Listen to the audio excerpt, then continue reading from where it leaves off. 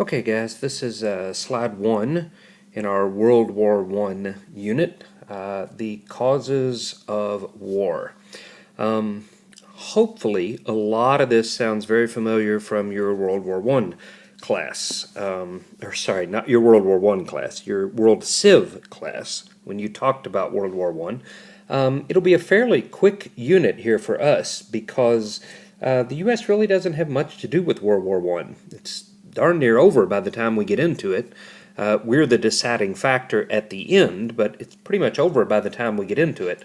Much of our discussion will focus on the home front, what goes on here at home, and sort of the effects around the world because of that. We won't do a lot of actual talking about the war, again, because we're not in it much. But that being said, we do need to cover World War I. So let's talk about, first of all, the causes of the war. And just a quick glance over at the left of the slide here will tell you one of the nicknames this war gets is the War of the Isms. Nationalism, imperialism, industrialism, militarism, all of that. Sometimes it's called Mr. Wilson's War. President Wilson tries to keep us out of it, but eventually gets us in it and then tries to solve it. So sometimes it's called Mr. Wilson's War. But regardless of what you want to call it, the Great War, the World War, it wasn't World War I until World War II came along. But regardless of what you want to call it, we do need to talk about it. So let's look first of all here kind of at what causes this war to get started. Okay, the first one, and a lot of these are going to play off of kind of what we've already talked about this year. Nationalism and imperialism, sort of two sides of the same coin here. Countries liked to show off their power by how many colonies they controlled. And when you combine that with the fact that conquered people resented being colonies, you have the recipe for a disaster here. Powerful nations want to control more people, and people, just by their nature, don't want to be controlled. So that's going to be a problem. A lot of the main players in this war are colonial powers, and it is called a world war simply because people from colonies all over the world were sent to fight in this war. It's fought in Europe, but it's fought by a lot more people than just Europeans. So nationalism, other countries taking over other countries to run them as part of their own, or imperialism. Okay. Also, one of the causes here, industrialism. You have countries flexing their industrial might. This newfound industrial power allows them to build bigger and better armies, more well-equipped. One of the reasons World War I is so deadly is the fact that we have countries building these new modern weapons, but generals haven't figured out how to use them yet. So you get a war fought with old military tactics using new military weapons. So industrialism, the fact that countries can crank out more and more and more weapons. Okay? Militarism, just by definition, it's sort of the glorifying of the military, the glorification of the military, or using the military to solve your problems. Okay, and militarism is going to be a big cause of this because thanks to industrialism, countries are building bigger and better armies. Thanks to imperialism, they're using those armies to take over other countries. And militarism, sort of glorifying your military or using it to solve your problems, is going to be a problem here. When the first option you turn to solve a problem is war, you're going to get a lot of wars. Okay? And lastly, alliances. Okay? Countries felt confident picking fights with other countries because they were in an alliance with other countries. We'll look at here at the map in just a moment But basically what it ends up with is Europe picking and choosing sides. And nobody was afraid of anybody else because they knew they had 4, 5, 6 other countries to get behind them in the fight. So now all of these things, something you have to understand here, none of these things are intrinsically bad in and of themselves. There's nothing wrong with nationalism, being proud of your country. There's nothing wrong with industrialism, building bigger things through industry. There's nothing wrong with, even having a big, strong military. It's when you combine them that we end up with a problem.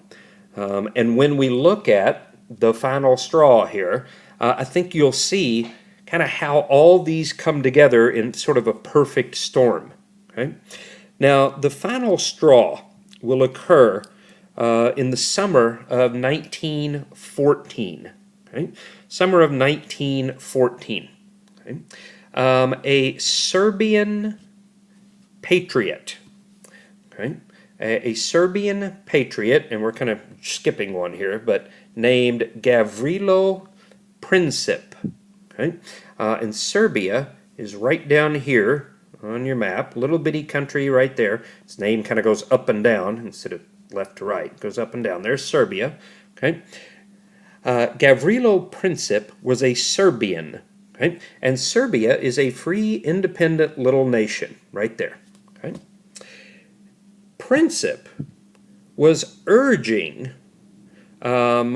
Bosnians just to the west. Now, if you look at the map, okay, this little area right here, I drew in this green line, okay, that little area right there is Bosnia. Okay, it's a region of Austria-Hungary, but it's Bosnia. Now, this whole area down here is known as the Balkan, B-A-L-K-A-N, the Balkan Peninsula, right here. And these are all Balkan countries. The people that live here in Bosnia have a lot more in common, culturally speaking, with these folks than they do people up here in Germany and Austria-Hungary. Right? So Serbia, or the people here in Bosnia, would very much like to be a free, independent nation like their neighbors in Serbia. So Gavrilo Princip, a Serbian, starts stirring up a lot of independence talk over here in Bosnia. Okay, so again, keep your eye on the map. Right? Serbia stirs up independence talk in Bosnia. Now what happens is Austria-Hungary sends a man named Franz Ferdinand. He is the heir to the throne, meaning he's the next in line to be the emperor, the Austro-Hungarian emperor. Okay?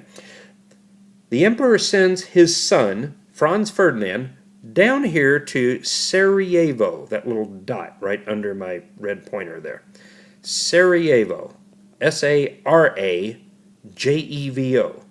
S-A-R-A-J-E-V-O. I know it's hard to see there. But it's the biggest city in this region. Okay? Franz Ferdinand goes down here to Sarajevo, where he is going to ride around in a parade and then give a big speech that basically says, hey, all you people living down here in Bosnia, enough of this independence talk. Remember, you're part of Austria-Hungary. You're part of us. No more parades, no more marches, no more speeches, no more independence talk. You're part of us. Well, Gavrilo Princip, upset by this, wants to see Bosnia free, decides he's going to take matters into his own hands, and Gavrilo Princip assassinates Franz Ferdinand here in Sarajevo. So now you have the heir to the Austro-Hungarian throne dead, and somebody's got to pay. Well, Austria-Hungary can't declare war on Bosnia because they're already part of Austria-Hungary. So who do you blame? You blame Serbia, because Princip, over here, was Serbian. So Austria-Hungary declares war on Serbia. Now this is a war that should be over in about 2 days. That's it. big O Austria-Hungary had one of the largest militaries in Europe. They declare a war on little bitty O Serbia. This should be over and done in 2 days, and about 3 people dead in Austria-Hungary. That's it. Right? But there is a problem. Serbia has an alliance with Russia up here. So Russia declares war on Austria-Hungary. Austria-Hungary has an alliance with Germany. So Germany declares war on Russia. Russia's ally, France, declares war on Germany and Austria-Hungary. So Austria-Hungary and Germany declare war on France. France's ally, Great Britain, declares war on Germany and Austria-Hungary, and so forth. Okay? So alliances combined with militarism, all these countries looking to their military to solve their problems, combined with industrialism, new, bigger, better, modern armies, combined with imperialism and nationalism here in Bosnia, all of these come together in this perfect storm to start World War I. Okay. Now, you will need to know on the slide here, okay, who's who. We have the Central Powers, right? They're the ones in this pinky salmon color, whatever there. Germany, Austria-Hungary, Bulgaria, Turkey, or the Ottoman Empire as it was known then, modern-day Turkey. Right? So we'll call it Ottoman Empire, Germany, Austria-Hungary, Bulgaria. 1, 2, 3, 4. These 4 right there. The Allied powers are in green. Russia, Great Britain, France, Italy.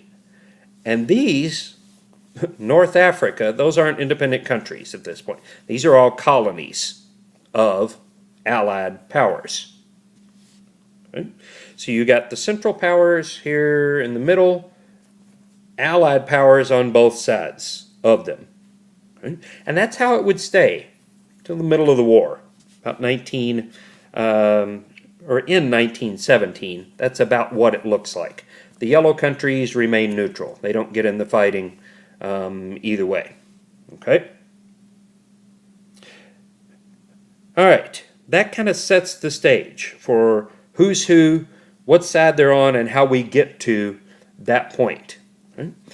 Now, we said the U.S. is in this war. We're not at this point.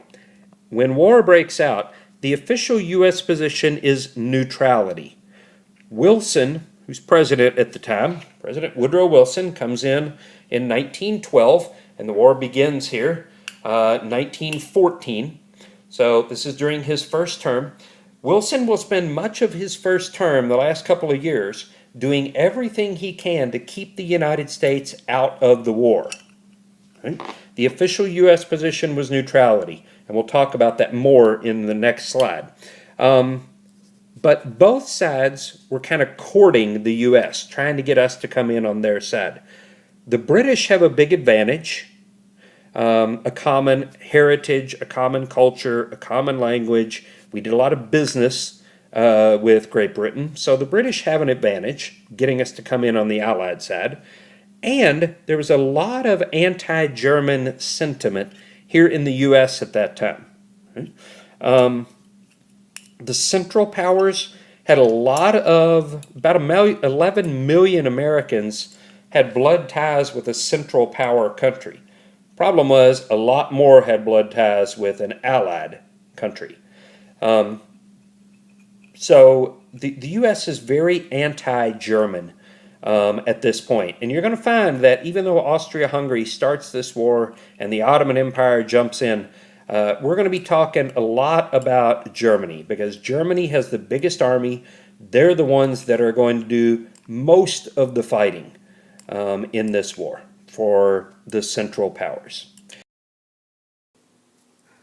Before we finish this slide, one thing I need to correct or add, really. When we talked about who's on what side earlier, the map that you see up there lists Italy in green as an Allied power. Notice that is in 1917. That is because Italy switches sides in the middle of the war. They kind of see which direction things are going and decide we're going to end up on the bad end of this, so let's not do that. At the beginning of the war, Italy is one of the Central Powers. By the end of the war, they have joined the Allied Power set. So make sure you understand Italy's kind of both Central Power in the beginning and Allied Power at the end. Okay, that kind of sets the stage for World War I to get going.